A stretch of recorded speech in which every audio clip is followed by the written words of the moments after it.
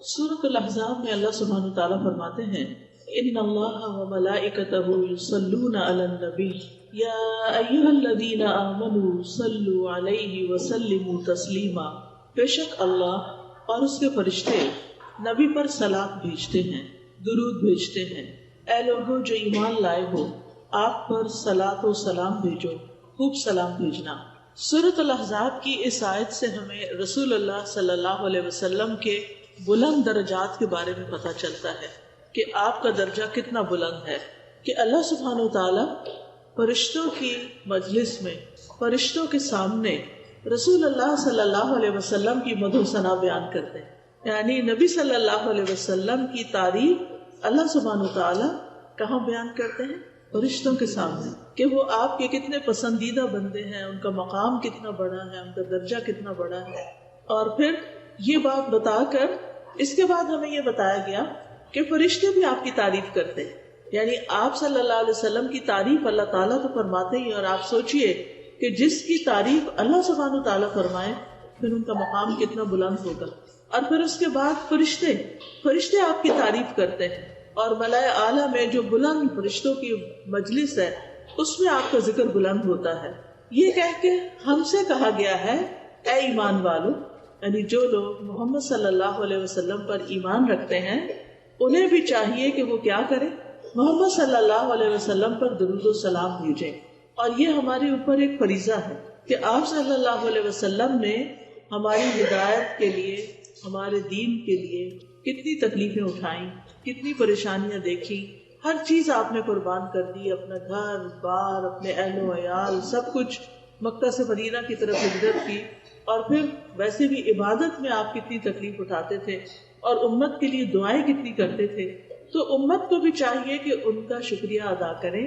ہم آپ کے لیے کیا کر سکتے ہیں؟ ہم آپ کی نہ تو کوئی خدمت کر سکتے ہیں، نہ آپ کو کچھ تحفہ دے سکتے ہیں، یعنی فزیکلی تو کوئی چیز ہم نہیں کر سکتے، لیکن ہم کیا کر سکتے ہیں کہ آپ کے لیے دعا کر سکتے ہیں، اور وہ دعا جو درود شریف کی شکل میں ہمیں سکھا دی گئی ہے۔ تو اس آیت میں اللہ سبحانہ تعالیٰ نے نبی صلی اللہ علیہ وسلم کا مقام و مرتبہ اس دور میں بھی بلند کیا، اور آپ کے دنیا سے جانے کے بعد بھی آج تک جو بھی شخص قرآن مجید پڑھتا ہے وہ آپ کے درجے اور آپ کے مقام کو سمجھتا ہے۔ اور پھر آپ دیکھیے کہ ابن عباس کہتے ہیں کہ یصلون کا مطلب ہے کہ فرشتے نبی صلی اللہ علیہ وسلم کے لیے برکت کی دعا کرتے ہیں، کہ آپ کی امت میں برکت ہو، آپ کے کام میں برکت ہو، اور آپ جب زندہ تھے تو اس وقت آپ کی زندگی میں برکت، کہ آپ جو بھی کام کریں اس کا بہت زیادہ فائدہ ہو، بہت زیادہ اجر و ثواب ہو۔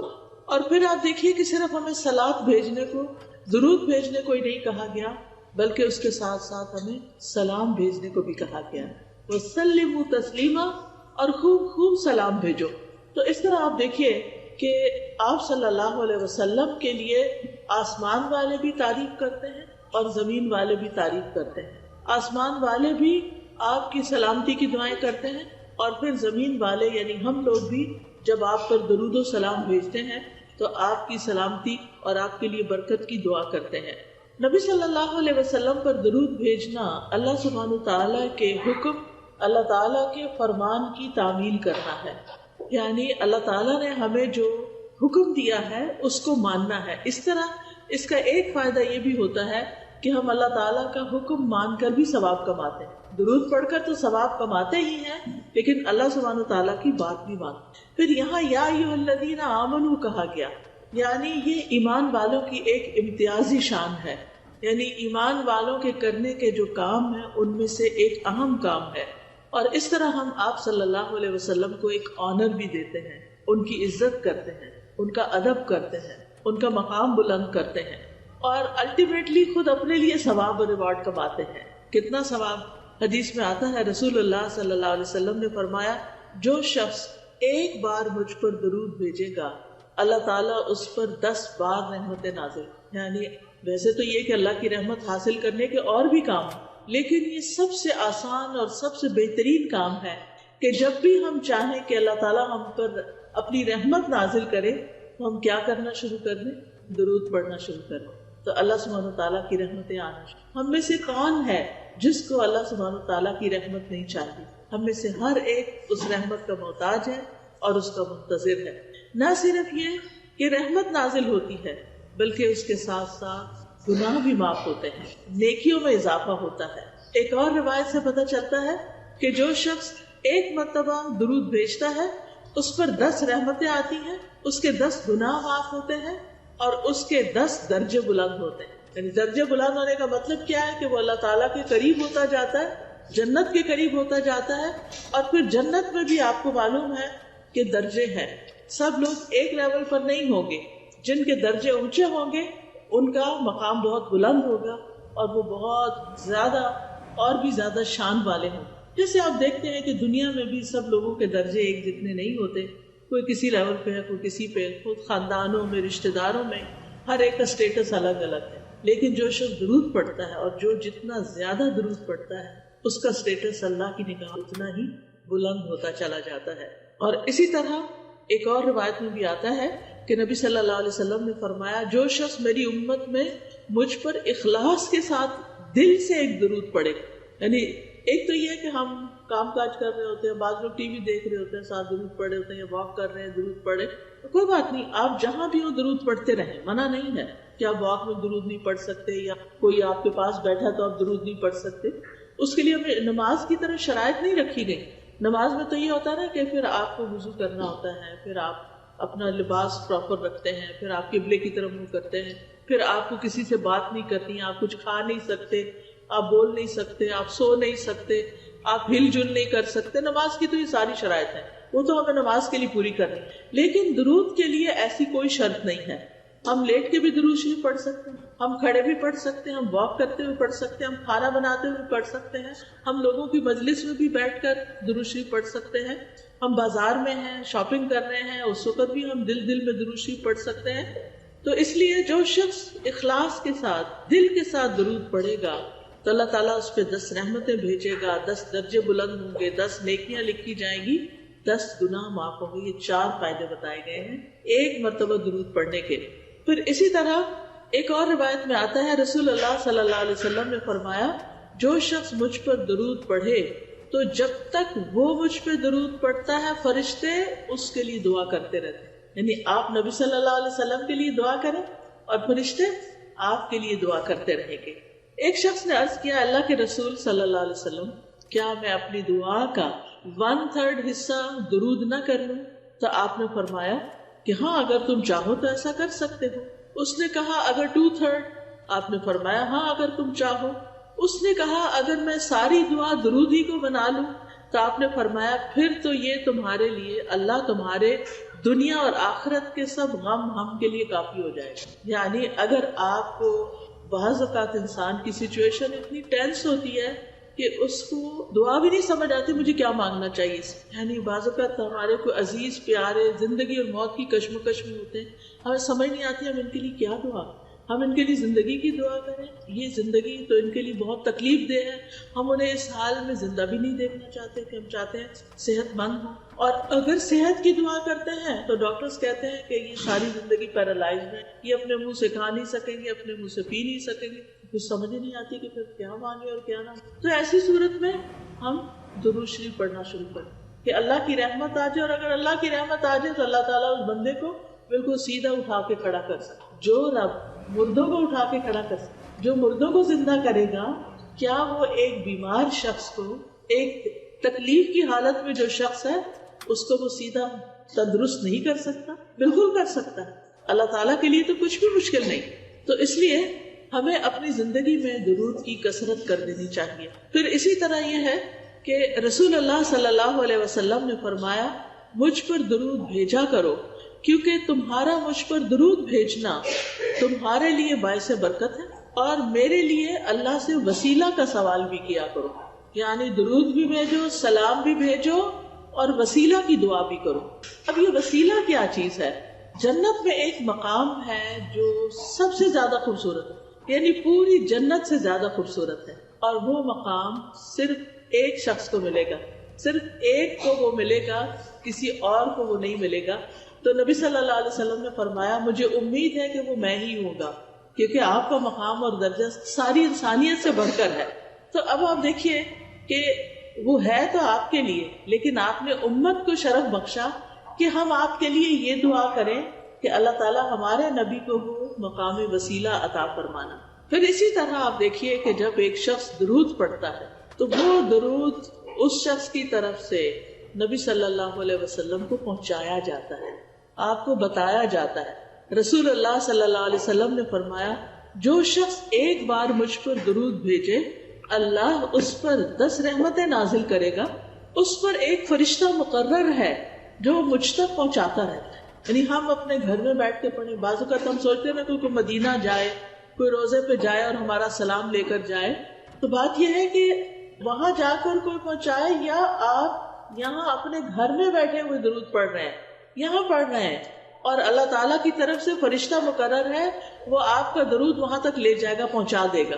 یعنی بعض اوقات ہم انسانوں کی منت کرتے ہیں اور انسان کیا وہ وہاں جاتے ہیں وہ بھول ہی جاتے ہیں کہ مجھے کس کس نے کیا کہا تھا، اور ہمیں کوئی ایسا طریقہ بھی نہیں ملتا کہ ہم سے کہا گیا ہو کہ کوئی لے کے جائے اور پہنچائے۔ آپ جہاں پر بھی ہوں، آپ مسجد نبوی میں ہوں، آپ مدینہ میں ہوں، آپ مکہ میں ہوں، آپ سعودی عرب میں ہوں، آپ پاکستان میں ہوں، آپ کینیڈا میں ہوں، آپ کہیں پر بھی ہوں، آپ کا درود وہاں پہنچ جائے گا اور یہ آپ کے نامہ اعمال میں بھی جمع ہوتا رہے گا۔ تو اس سے اچھا کیا تحفہ ہے جو ہم نبی صلی اللہ علیہ وسلم کو بھیج سکتے ہیں؟ یعنی اگر ہم آپ کے لیے کوئی پیسے بھیجیں یا کوئی گولڈ بھیجیں یا کوئی کھانے کی چیز بھیجیں، وہ تو نہیں آپ کو پہنچ سکتی، لیکن اگر ہم درود بھیجتے ہیں تو وہ آپ کو پہنچتا رہتا ہے، اور ہمیں طریقہ بھی بتا دیا گیا۔ رسول اللہ صلی اللہ علیہ وسلم نے فرمایا تم کہیں بھی ہو مجھ پر درود بھیجو کیونکہ تمہارا درود مجھ تک پہنچ جاتا ہے، ہر جگہ سے پہنچ جاتا ہے۔ اب جو شخص نبی صلی اللہ علیہ وسلم کے لیے درود بھیجے گا اور سلام بھیجے گا اور خاص طور پر آپ کے لیے وسیلہ کی دعا کرے گا تو قیامت کے دن اس کو نبی صلی اللہ علیہ وسلم کی سفارش حاصل ہوگی، اس کے لیے شفاعت ہوگی۔ رسول اللہ صلی اللہ علیہ وسلم نے فرمایا جو مجھ پر درود بھیجتا ہے یا میرے لیے وسیلہ مانگتا ہے قیامت کے دن اس کے لیے میری شفاعت ثابت ہو جائے گی، یعنی پکی ہو جائے گی کہ میں اس کے حق میں سفارش کروں۔ سفارش کس کو ضرورت ہوتی ہے؟ جس کے اپنے پاس پورا نہ ہو کامیابی کے لیے، یعنی اگر کوئی شخص خود لیک کرتا ہے کسی چیز میں تو پھر دوسرا اس کی سفارش کر دیتا ہے، آپ اس کو یہ جاب دے دیں، آپ اس کو یہ جگہ دے دیں، اس کے لیے یہ کر دیں، تو وہ اس کے لیے آسانی ہو جاتی ہے۔ تو اسی طرح جو شخص جنت میں جانے کے لیے اس کو ایک نیکی کم ہے یا تھوڑی سی ضرورت ہے تو پھر وہ نبی صلی اللہ علیہ وسلم اس کے حق میں سفارش کریں گے کہ اس کو جنت دے دی جائے کیونکہ اس نے مجھ پر درود بھیجا تھا۔ اسی طرح اگر کوئی شخص اپنے برے اعمال کی وجہ سے توبہ کیے بغیر دنیا سے چلا گیا اور قیامت کے دن اس کی پکڑ ہو گئی اور اس کو جہنم میں پھینک دیا گیا تو نبی صلی اللہ علیہ وسلم کو اللہ تعالیٰ حق دیں گے شفاعت کا، حق کے شفاعت، اور پھر آپ کی سفارش سے اس کو آگ سے بھی نکال لیا جائے۔ تو اس لیے ہمیں اپنی زندگی میں درود کا اہتمام کرتے رہنا چاہیے، کوئی دن ہمارا خالی نہ جائے۔ ویسے تو الحمدللہ جب ہم اذان سنتے ہیں تو اس کے بعد درود جو ہے وہ پڑھتے ہیں، وہ موقع ہوتا ہے درود پڑھنے کا۔ پھر اسی طرح نماز ہماری مکمل ہی نہیں ہوتی، نماز پوری ہی نہیں ہوتی، نماز ادا ہی نہیں ہوتی اگر ہم اس میں درود شریف نہ پڑھیں۔ مثلاً اگر کسی کا اتحیات پڑھتے ہوئے اتحیات پر وضو ٹوٹ گیا اور اس نے درود نہیں پڑھا تو اس کو نماز لوٹانی ہوگی کیونکہ اس کی نماز نہیں ہوئی۔ تو اس لیے چاہے آپ اس وقت پورا درود نہ بھی پڑھ سکے، اللہم صلی علی نبینا محمد کہہ دیں، اللہم صلی وسلم وبارک علی نبینا محمد، اللہم صلی علی محمد وعلی آل محمد، یعنی کوئی بھی آپ اس میں سے پڑھ لیتے ہیں اور سلام جلدی سے پھیر دیتے ہیں۔ کیا اس وقت آپ مزید کنٹینیو نہیں کر سکتے کہ آپ کا وضو ٹوٹ جائے گا تو آپ کی نماز پوری ہو جائے گی اگر آپ نے درود شریف پر اینڈ کر دیا، تو اس سے بھی آپ اندازہ لگائیں کہ کتنا ضروری ہے۔ پھر آپ دیکھیے کہ جو شخص صبح کے وقت فجر کی نماز سے لے کر سورج نکلنے سے پہلے 10 دفعہ درود شریف پڑھتا ہے تو اس کے لیے بھی آپ کی شفاعت ہے، اور کتنی رحمتیں، ایک دفعہ پڑھنے پر 10 رحمتیں، تو 10 دفعہ پڑھنے پر کتنی ہوں گی؟ 100 رحمتیں ہو جائیں گی۔ یعنی صبح ہی صبح اپنا دن شروع کرنے سے پہلے آپ 100 رحمتیں سمیٹ لیتے ہیں۔ پھر اسی طرح نبی صلی اللہ علیہ وسلم پر جب تک درود نہ پڑھا جائے دعا روک لی جاتی، یعنی کچھ دعائیں ایسی ہیں کہ جن میں ہمیں پہلے درود شریف پڑھنا ہی ہوتا ہے اور پھر اس کے بعد دعا مانگی جائے تو درود شریف اس دعا کو اوپر لے جانے کا سبب بنتا ہے۔ پھر اسی طرح آپ صلی اللہ علیہ وسلم نے فرمایا بخیل ہے وہ شخص، سٹنجی ہے وہ شخص کہ جس کے سامنے میرا ذکر کیا جائے اور وہ مجھ پر درود نہ پڑھے. درود پڑھنا جو ہے یہ جنت میں لے جانے والا کام ہے، اور جو درود نہیں پڑھتا وہ جنت میں جانے کا راستہ کھو دیتا ہے. حضرت حسین بن علی رضی اللہ عنہ امام حسین سے مروی ہے کہ رسول اللہ صلی اللہ علیہ وسلم نے فرمایا، جس کے پاس میرا ذکر کیا گیا یعنی میرا نام لیا گیا اور وہ مجھ پر درود پڑھنا بھول گیا، اس نے پڑھا ہی نہیں، صلی اللہ علیہ وسلم نہیں کہا. ہونا تو یہ چاہیے نا، جب بھی آپ کا نام لیا جائے تو دل ہی دل میں یا ہلکی سی آواز سے صلی اللہ علیہ وسلم پڑھ لیا جائے. اور جو نہیں پڑھتا، اس نے دھیان سے نہ سنا اور نہ پڑھا، وہ جنت کے راستے سے بھٹک گیا. یعنی جو راستہ جنت کی طرف لے جانے والا تھا اس نے وہ چھوڑ دیا، وہ کہیں اور ہی چل پڑا. یعنی اس سے بھی اس کی امپورٹنس کا پتہ چلتا ہے. پھر اسی طرح ایک دفعہ نبی صلی اللہ علیہ وسلم مسجد نبوی میں تشریف لے گئے تو آپ ممبر کی سیڑھیوں پہ چڑھ رہے تھے. 3 سیڑھیاں تھیں، ہر دفعہ آپ نے آمین کہا. دوسری سیڑھی پہ قدم رکھا، آمین کہا. تیسری پہ قدم رکھا تو آمین کہا. صحابہ نے پوچھا کہ ہمیں کوئی دعا تو سنائی نہیں دی گئی، آپ نے کس پہ آمین کہا؟ تو آپ نے فرمایا کہ میں جب پہلی سیڑھی پر قدم رکھ رہا تھا تو جبریل میرے پاس آئے، اور جبریل نے آ کر مجھ سے کہا کہ جس نے رمضان کا مہینہ پایا اور پھر اس کی بخشش نہ ہو سکی تو اللہ تعالیٰ اس کو اپنی رحمت سے دور کر دے. تو میں نے کہا آمین. دعا جبریل مانگ رہے ہیں، آمین محمد صلی اللہ علیہ وسلم کہہ رہے ہیں. پھر فرمایا جس نے اپنے والدین یا دونوں میں سے کسی ایک کو پایا اور آگ میں داخل ہو گیا، اس کو بھی اللہ اپنی رحمت سے دور کرے. کیا مطلب ہے اس کا؟ کہ جس نے اپنے والدین کو بڑھاپے میں پایا یا ویسے والدین اس کے پاس آئے اور اس نے ان کی خدمت نہ کی، ان کا خیال نہیں رکھا اور ان کو خوش نہیں کیا، تو پھر کیا ہے؟ اللہ اس کو اپنی رحمت سے دور کرے.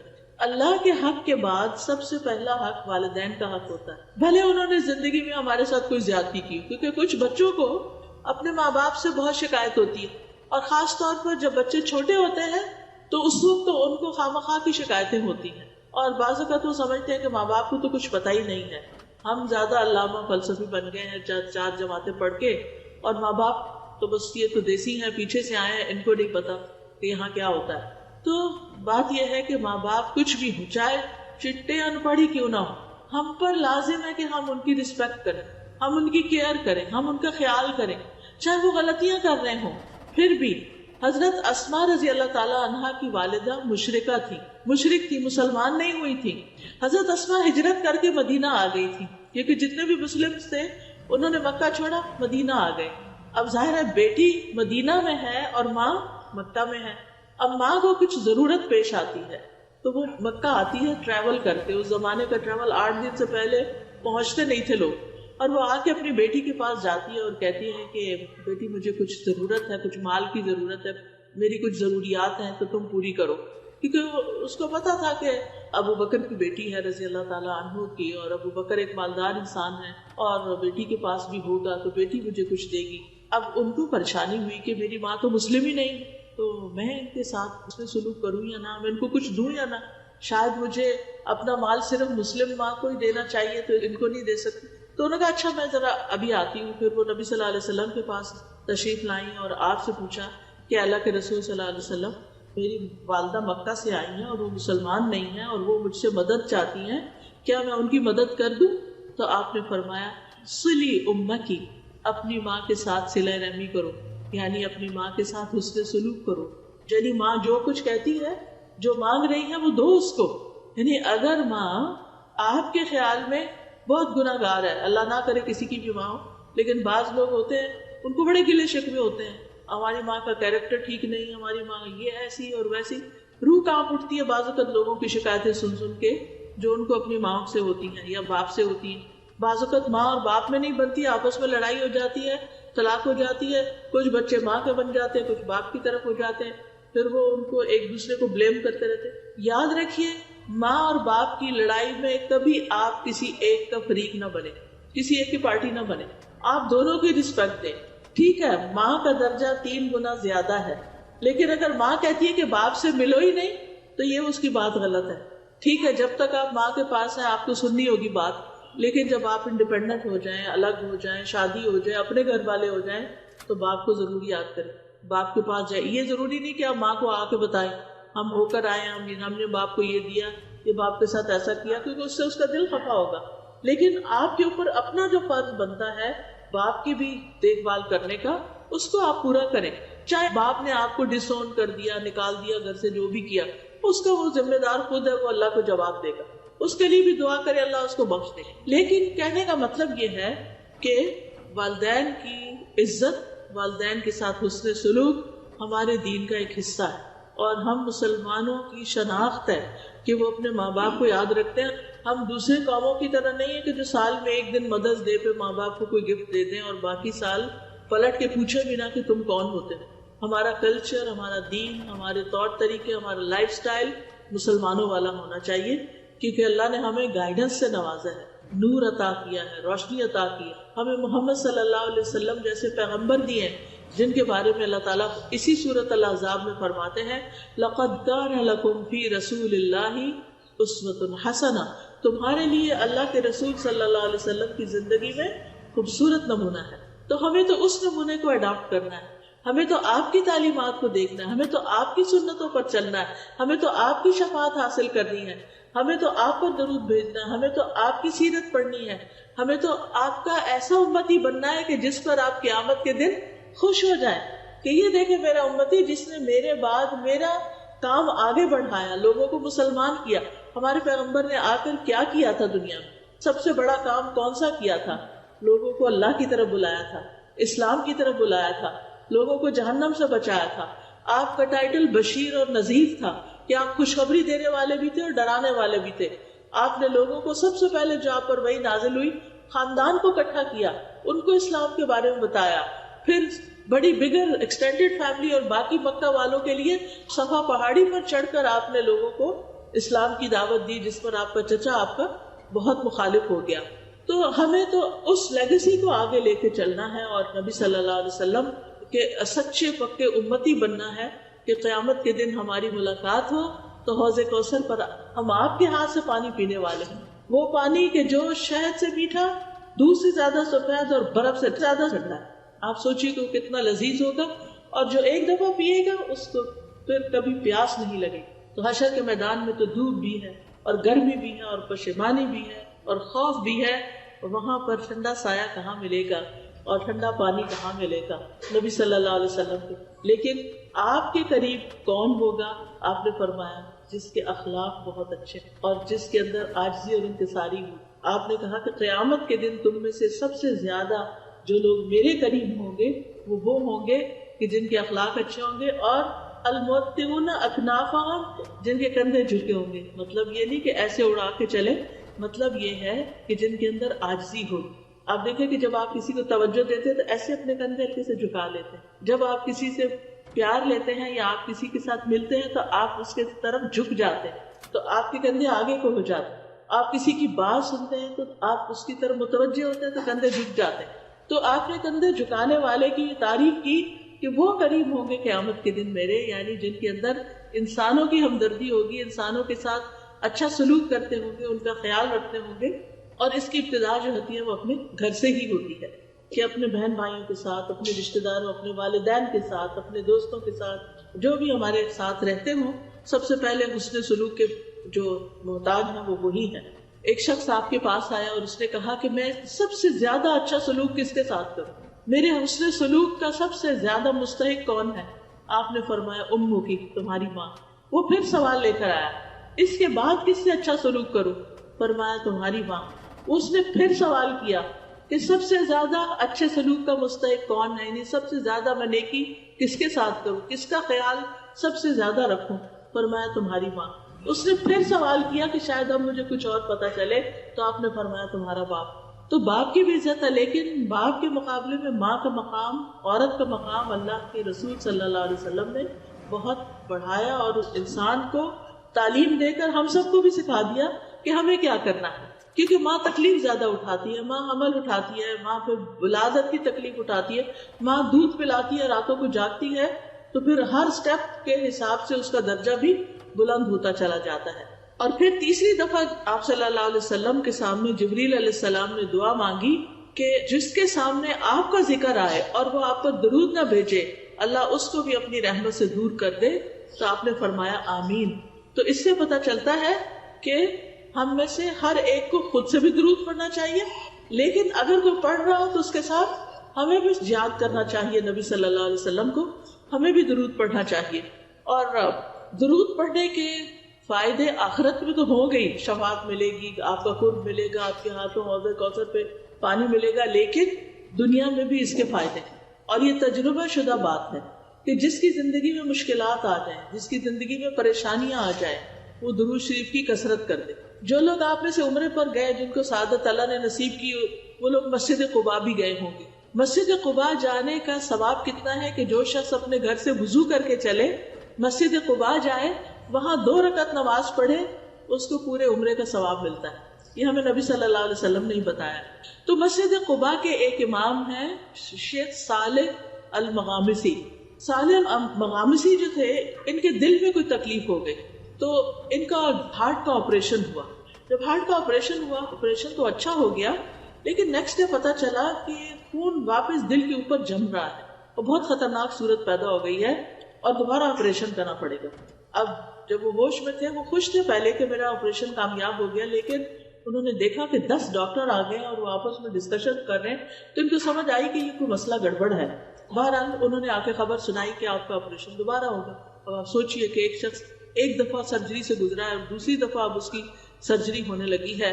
تو اب کیا ہوا کہ کہتے ہیں کہ شیخ یہ خبر سن کے بے ہوش ہو گئے اور کلمہ پڑھنے لگے، اشہد ان لا الہ الا اللہ اشہد ان محمد رسول اللہ. کہ انہیں یہ لگا کہ اب تو میں دوبارہ بچتا نہیں، میری تو جان جانے والی ہے. اور اس کے ساتھ ہی انہوں نے کہا کہ ٹھیک ہے آپ آپریشن کرتے ہیں تو کر لیجئے. اب ہوا یہ کہ وہاں پر ایک نرس تھی، لبنانی نرس، اس نے دیکھا کہ شیخ بہت پریشان ہے. وہ شیخ سے بڑی متاثر تھی. وہ جو پتا چلا کہ مسجد قباء کے امام ہے، تو آپ سوچئے کہ اگر ہمیں بھی پتا چلے تو ہم ضرور زیارت ملاقات کے لیے جائیں کہ اتنی بڑی شخصیت آئی ہے.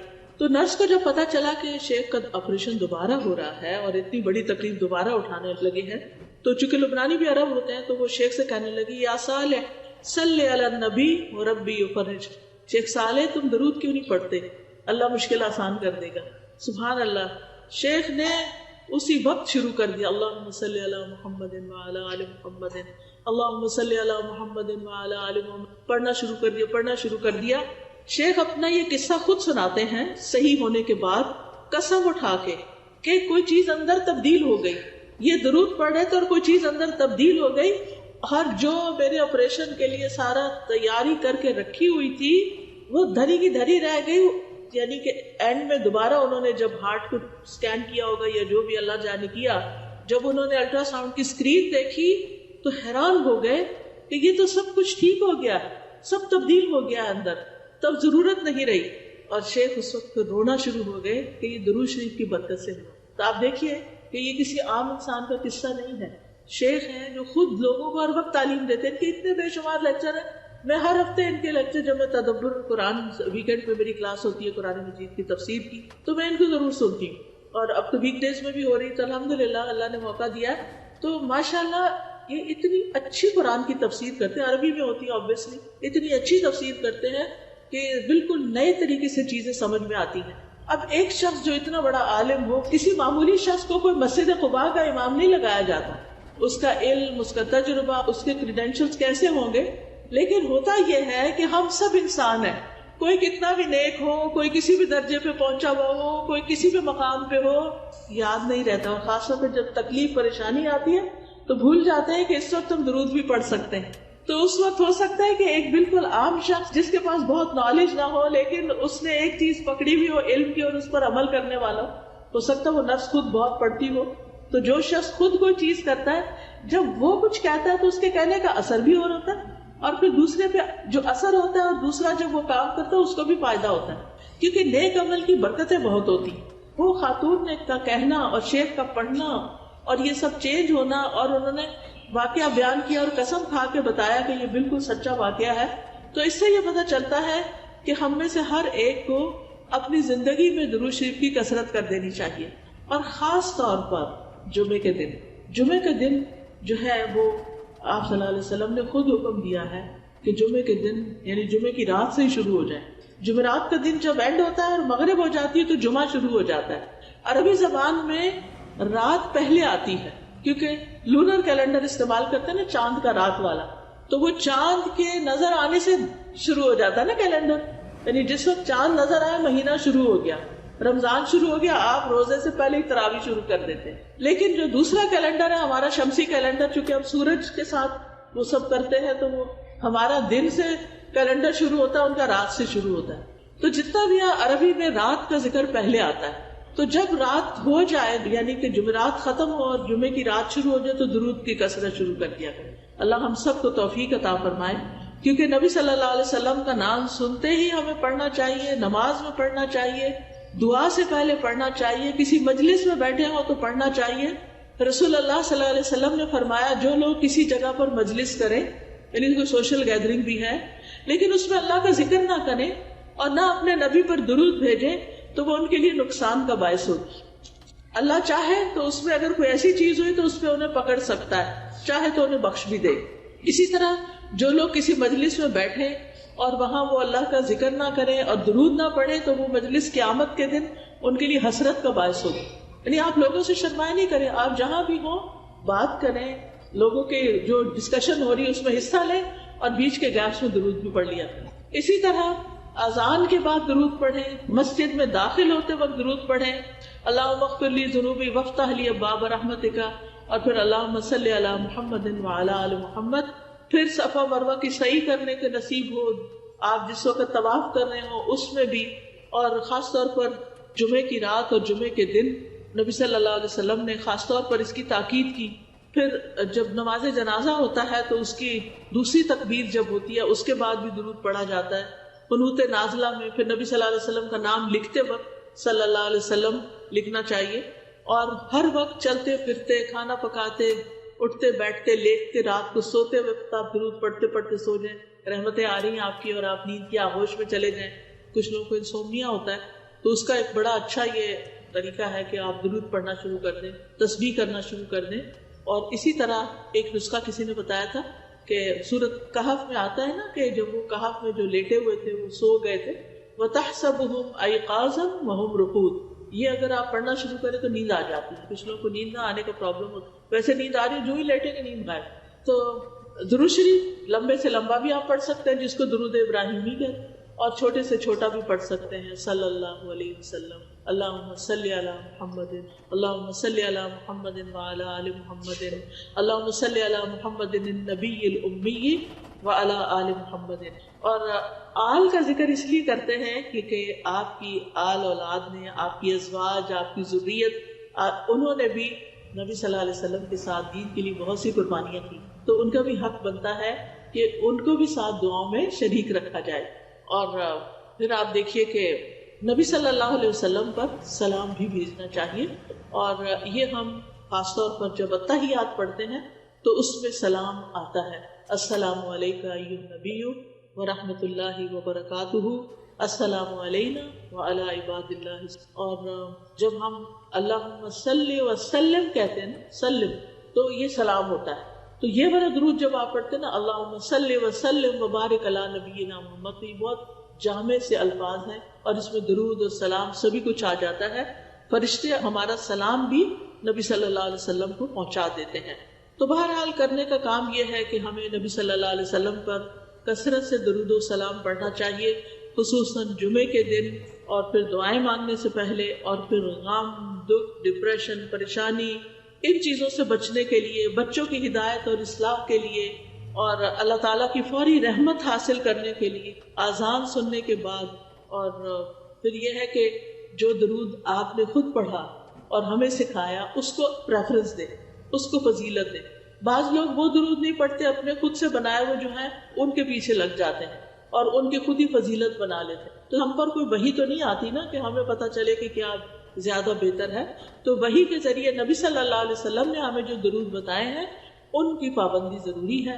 اللہ سبحانہ وتعالی ہمیں توفیق عطا فرمائے. سبحانک اللہم وبحمدک، اشہد ان لا الہ الا انت، استغفرک واتوب الیک. السلام علیکم.